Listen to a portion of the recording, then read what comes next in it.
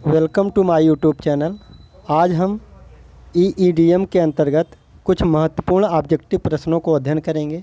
आज का पहला प्रश्न है, निम्न में से किसका संबंध पर्यावरण की सुरक्षा से नहीं है। निम्न में किसका संबंध पर्यावरण की सुरक्षा से नहीं है।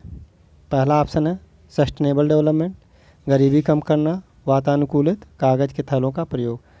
तो इसका सही आंसर है गरीबी कम करना। सस्टेनेबल डेवलपमेंट होगा तो उसमें देखा जाएगा कि पर्यावरण को क्या क्या नुकसान हो रहे हैं। मान लीजिए हम कोयले का ज़्यादा यूज कर रहे हैं तो देखेंगे पर्यावरण को क्षति तो नहीं हो रही है, ठीक है। विकास तो हो रहा लेकिन पर्यावरण को क्षति नहीं होनी चाहिए। वातानुकूलित टेम्परेचर को देखेंगे बना हुआ है कि नहीं। कागज़ के थैलों का प्रयोग, इसको भी देखेंगे, कागज़ के थैलों का प्रयोग करेंगे, प्लास्टिक का प्रयोग ज़्यादा नहीं करेंगे।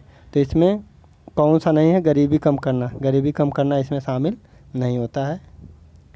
इसके बाद नेक्स्ट क्वेश्चन को देखते हैं, पर्यावरण किससे बनता है। ऑप्शन है इसके जीवी घटकों से, भू आकृति घटकों से, अजैव घटकों से और उपयुक्त में से सभी। तो पर्यावरण किससे बनता है, उपयुक्त में से सभी। इसका एक्सप्लेनेशन देखते हैं।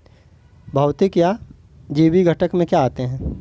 जैविक घटक में पेड़ पौधे, मनुष्य, जीव जंतु इत्यादि आते हैं, ठीक है। अजैव घटक में आपके वही पेड़ आपका स्थल हो गया, वायु हो गई, जल हो गए, ये सब आते हैं, ठीक। भू आकृतियों में क्या आता है, उसकी कौन सी स्थल कैसे बना, पहाड़, एक पर्वत है, मैदान है, ठीक है। और ऊर्जा, उसके बाद बचा क्या, ठीक है, उपयुक्त सभी इसका सही आंसर है। नेक्स्ट देखते हैं, भारत में पर्यावरण अधिनियम पारित हुआ। पहला ऑप्शन है 1981, दूसरा 1986, तीसरा 1995, चौथा 2000 में। तो पर्यावरण अधिनियम कब पारित हुआ भारत में, 1986 में, ठीक है। 1986 में इसका सही आंसर है। देखते हैं नेक्स्ट क्वेश्चन, धारणीय विकास किसके उपयोग के संदर्भ में अंतर पीढ़ीगत संवेदनशीलता का विषय है। सस्टेनेबल डेवलपमेंट में, ठीक है। प्राकृतिक संसाधन, भौतिक संसाधन, औद्योगिक संसाधन और सामाजिक संसाधन। तो संवेदनशील ऐसे, इसका कहने का तात्पर्य है विकास तो हो रहा लेकिन पीढ़ीगत को, आने वाली पीढ़ियों को हम लोग ध्यान में रख कर के संवेदनशील हैं। तो कौन सा, प्राकृतिक संसाधन।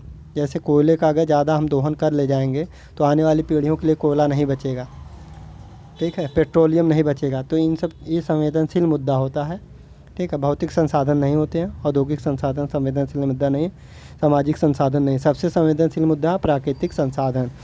अगर ये ख़त्म हो जाएगा तो इसको हम दोबारा नहीं बना पाएंगे, ठीक। इसके बाद नेक्स्ट क्वेश्चन देखते हैं, विश्व पर्यावरण दिवस जिस तारीख को मनाया जाता है वह है। यह ऑप्शन है, पहला ऑप्शन है 21 मार्च, दूसरा 23 सितंबर, तीसरा 5 जून, चौथा 25 मई। इसका आंसर आप लोग कमेंट बॉक्स में दीजिएगा।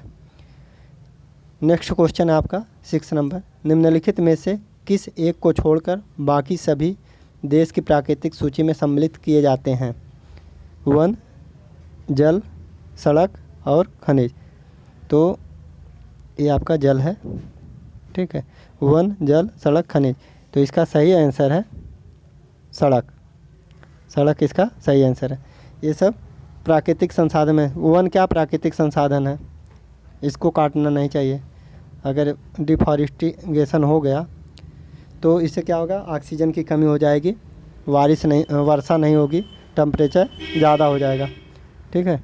इसके बाद जल, जल का भी बहुत सीमित भंडार बचा है। लोग कहते हैं कि तृतीय विश्व युद्ध जल के लिए होगा। खनिज, उतने ही खनिजों का दोहन करें जितना हमें उपयोग हो, आने वाली पीढ़ियों के लिए ध्यान में रखें। तो सड़क ये प्राकृतिक सूची में, देश की प्राकृतिक सूची में सम्मिलित किए जाते हैं। इसका आंसर है जो, इसका जो आंसर था सड़क था, एक को छोड़कर, इस सड़क को छोड़कर सभी क्या है, प्राकृतिक संसाधन में शामिल किए जाए। तो वन भी प्राकृतिक है, जल भी है और सड़क भी है, खनिज भी है।